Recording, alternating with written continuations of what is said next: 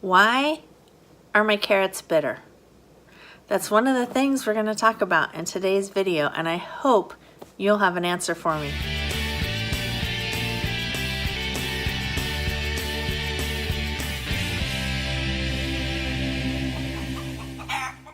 Today is October 21st, and we've had our first frost. That's pretty typical for around here, but what it means is fall is here and my summer garden is done.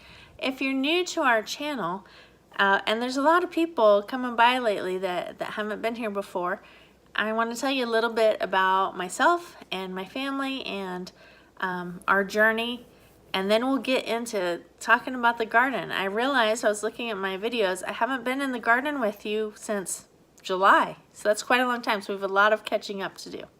I am Lorella, and I'm not a farm girl because I have lived most of my life in the city. As a matter of fact, Chris and I and our family lived in the Los Angeles area for over 20 years. We were part of the rat race, both of us working, barely making ends meet, even with good jobs.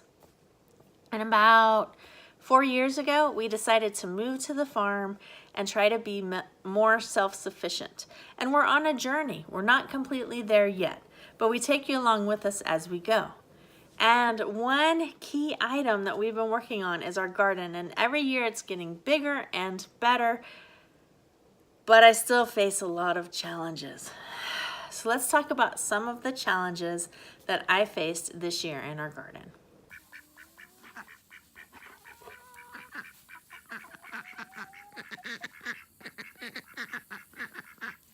One of the challenges that I faced this year was the weather. It was a drought year and it was a weird spring. It was like winter, winter, winter, winter, winter, spring for 2 days, summer, hot, straight to heat. So some of my vegetables that I planted didn't even come up. My peas got like this high and then died. It was awful. Our bell peppers did really weird. I started them in the greenhouse and the first batch didn't even sprout. The second ones, they sprouted, I transplanted them, and then they did nothing for a long time. And then they finally started producing just last month, and I got a few little bell peppers, but not a whole lot.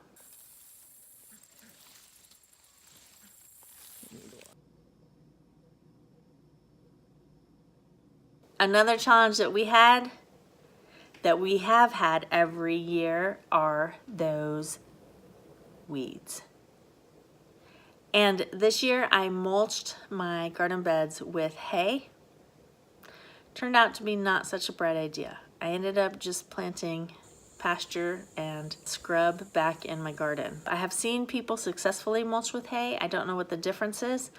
I don't know if I didn't use enough, but next year I'm definitely going to do something different because the weeds were out of control.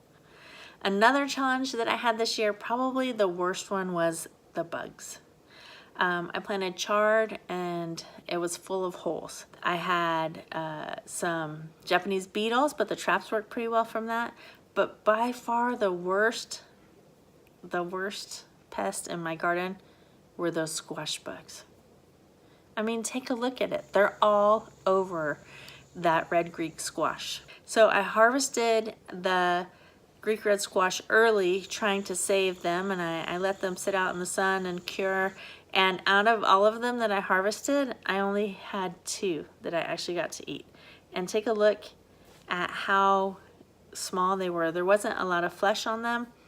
They tasted good, but I'm not sure if they would have done better if they'd been able to stay in the garden all the time. So next year, I really need to up my squash bug game. So guys, can you help me out with that? What is your go-to tip to get rid of squash bugs? I've read all sorts of things, but I didn't really have much luck. So you guys help me out with that. The tomatoes that were planted with cucumbers, and now that the cucumbers have died, the tomatoes are taking over this area.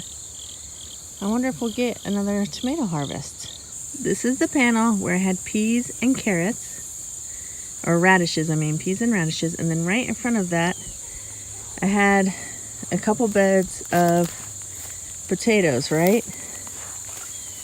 So it looks like There's still some potato plants growing here. I think I'm going to try to find the potatoes and dig them up today. Hopefully when I dig in the potatoes, I won't find a critter like I did last year.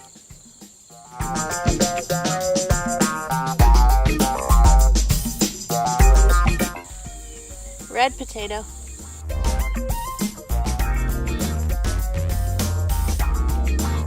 Can I store these little tiny potatoes from the roots over the winter and then use them for my seed potatoes next year?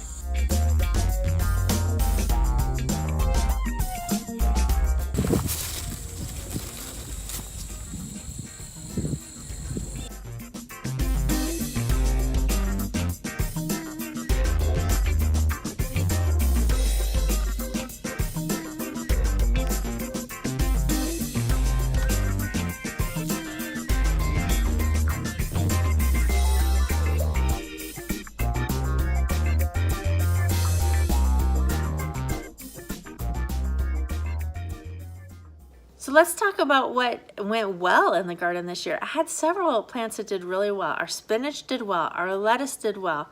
Radishes, potatoes. I got a really nice potato harvest this year, and didn't have any of those little vole, whatever that critter was that scared the living daylights out of me last year.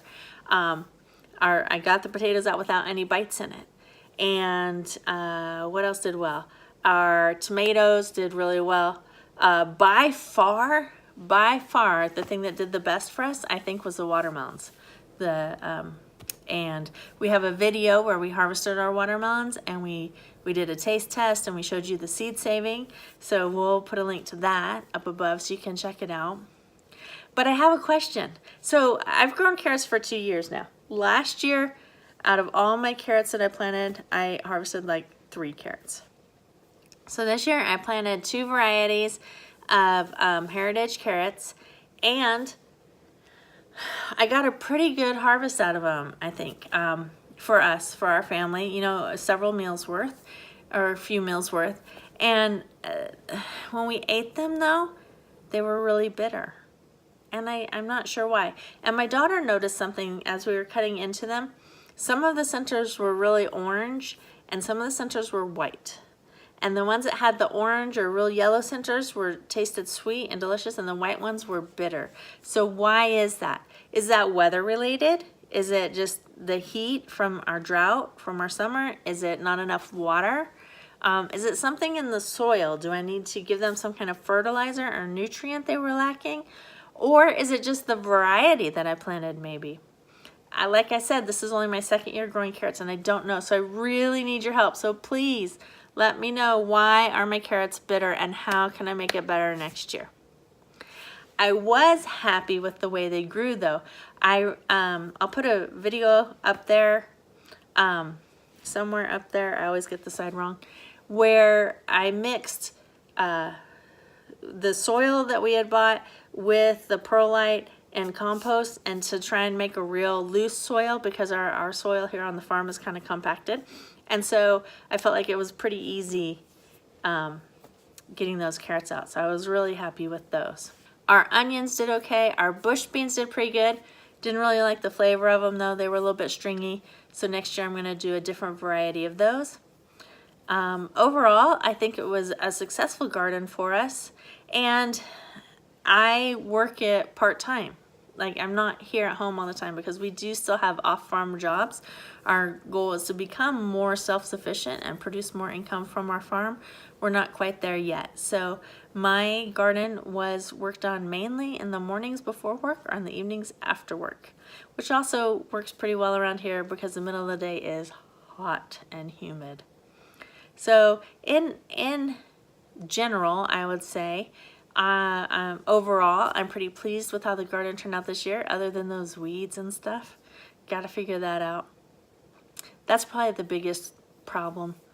Those squash bugs and the weeds.